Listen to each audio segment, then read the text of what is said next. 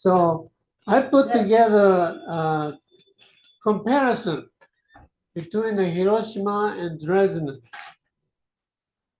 Dresden was bombed February the 13th through 15th, 3 straight nights and days, dropping 4,000 tons of bombs. And 25,000 people perished because of that. But most of the people was in a bomb shelter. So they were spared. But in Hiroshima, August 6, 1945 was a Monday morning. There was not a single cloud in the sky. It was a beautiful blue sky. And these people that dropped the bomb, Colonel Tippett and his 7-man crew, trained at the window.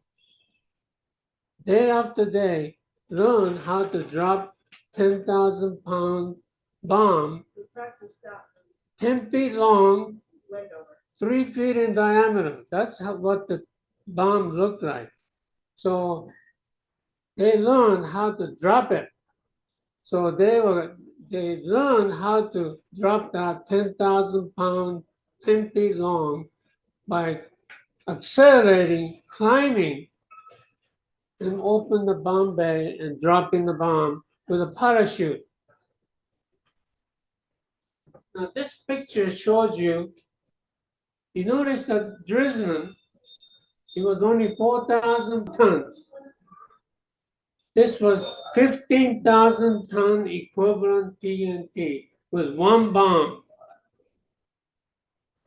That's the difference.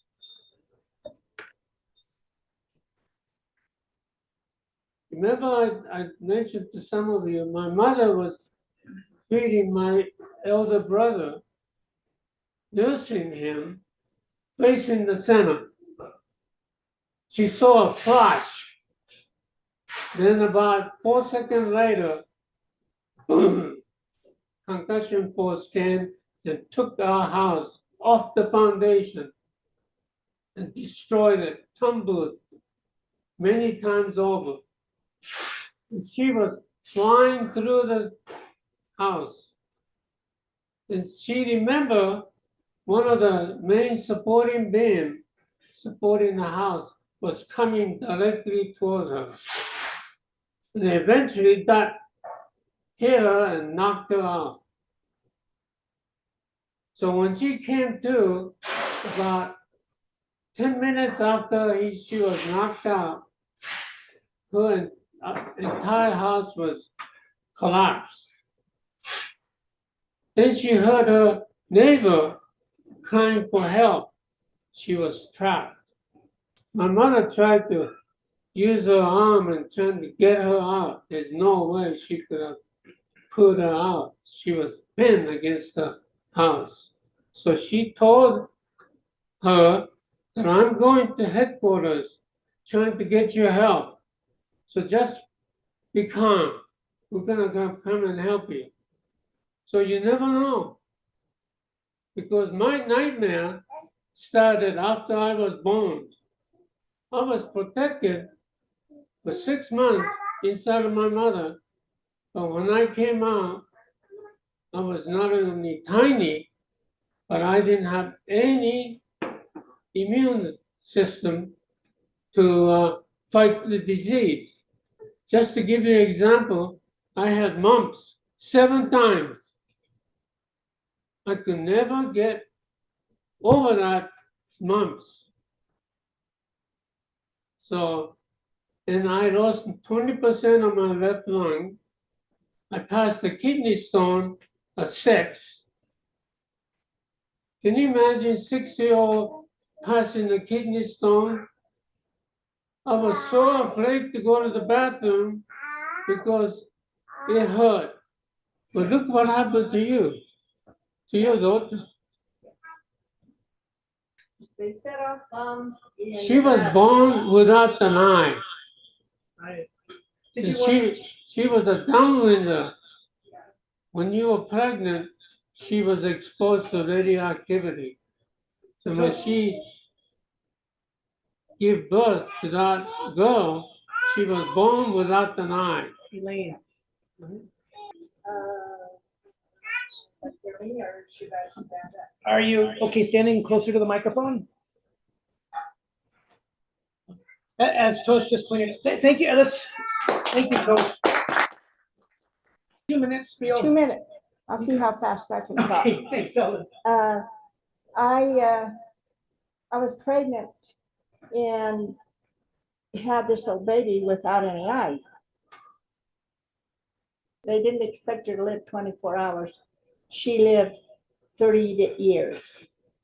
And so I wrote a book about her life and the changes that took place in the United States during that time. That's why I say, Elaine, what happened? We didn't know until 5 years after she had died what happened. And they tested the wind. If it was blowing toward California or Vegas, they couldn't set off the bomb. But if it was going to the north or northeast, they could. And so those bombs, he said, were stronger than what they dropped on Hiroshima. And it went all over the United States. And when you say they don't tell the truth, that's what he says. He says the United States has just kept this quiet. But anyway, that's my book. Did I go over? No, it was perfect. Thank you, Zelda. So this is Taylor. Go ahead and introduce yourself. Absolutely. So, yeah.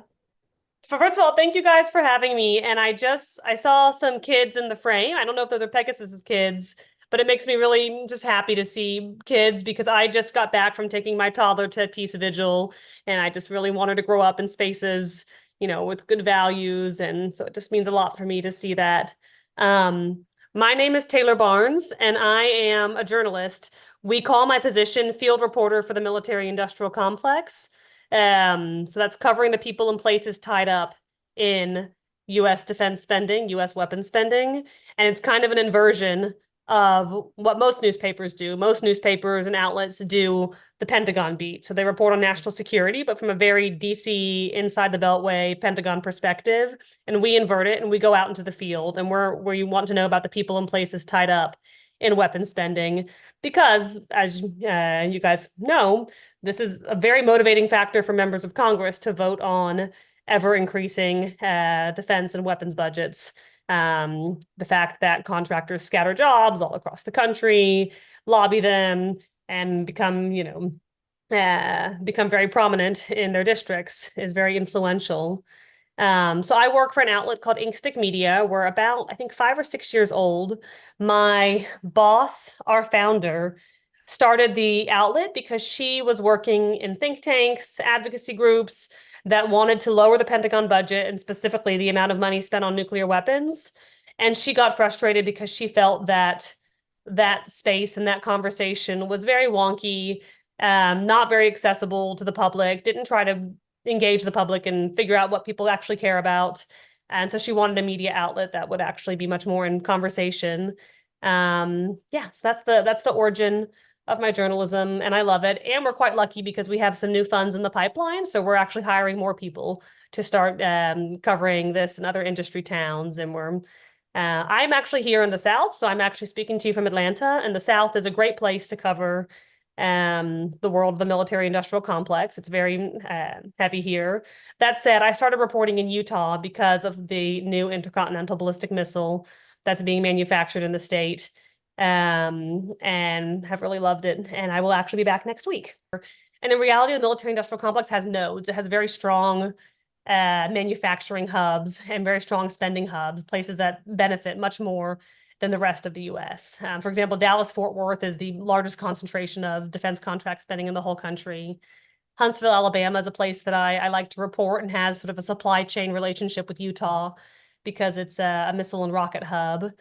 I'm not going to click this map, but this map at the end was put together by a dissident Air Force veteran who combed through all of the SEC filings, the DoD contracting announcements, and mapped out the addresses for all of the top 6 military contractors in the US and gave a description of what it does and gave a description of what it could potentially do in a civilian economy, what it would be with swords and the plowshares use. And so it was a pretty cool project.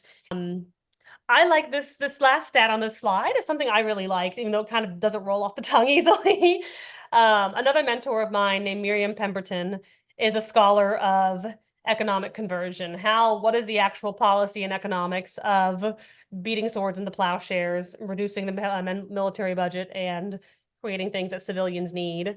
And she looked at the top 3 defense-dependent counties in the top 20 defense-dependent states. So she really got at that fine-grained level and found that about half of them had poverty levels above the national average, which is to say there was a correlation actually between poverty and defense spending. And you can look at it 2 ways. It could be that defense spending does not create prosperity, and it can also be that representatives in poor areas like to lobby for defense spending in their regions, or also just that the kind of places where large weapons plants exist are often remote and are not wealthy. But I thought that was an important way to understand that, Pentagon spending is not correlated with prosperity. But what I can say is that Northrop Grumman is the largest defense contractor in Utah, which there is an office at the Pentagon that used to be called the Office of Economic Adjustment, which is remarkable. It was an office within the Pentagon to help communities wean themselves off of defense contracting. And there's been a few different official ways that this has occurred throughout sort of the American landscape. And they seem to always get captured and not actually fulfill their duty. But this office existed, and for a time, its job was to help communities that were having a decrease in Pentagon spending. Nowadays, it's been rebranded as the Office of Local Defense Community Cooperation, and it does not really have that economic conversion mandate. It just sort of is a middleman or advocate for communities that have strong ties to military spending. Anyhow, one very cool thing they do, though, is every year they put out a list of state profiles of defense spending in every state. So you can look at who your largest contractor is. You can look at a heat map of your state to see the concentrations of spending. So that's where you can easily find out that Northrop Grumman is the largest defense contractor in Utah. Are there any other questions for Taylor? I have a question for you. Yeah. How much trust you could give to our government? Do you think you're getting the true story? How transparent are we? Yeah, good question. How do you know if you're getting the data that it's not true? No. What I like is scrutinizing the claims that are made publicly by going to the kind of documents where these companies are not supposed to lie, like their actual, SEC forms to their investors. Like that's actually, illegal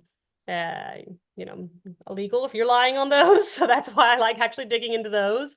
Or, for example, my public records battle for economic development records. I mean, if they're falsifying that, that's perjury. Like this is an official government record. So that's why I chase after those, because what's in the press releases and what is marketed is often very inflated or misleading, or at least merits scrutiny. Like, hey, if you said that publicly, then why are you fighting me when I come with for the actual record?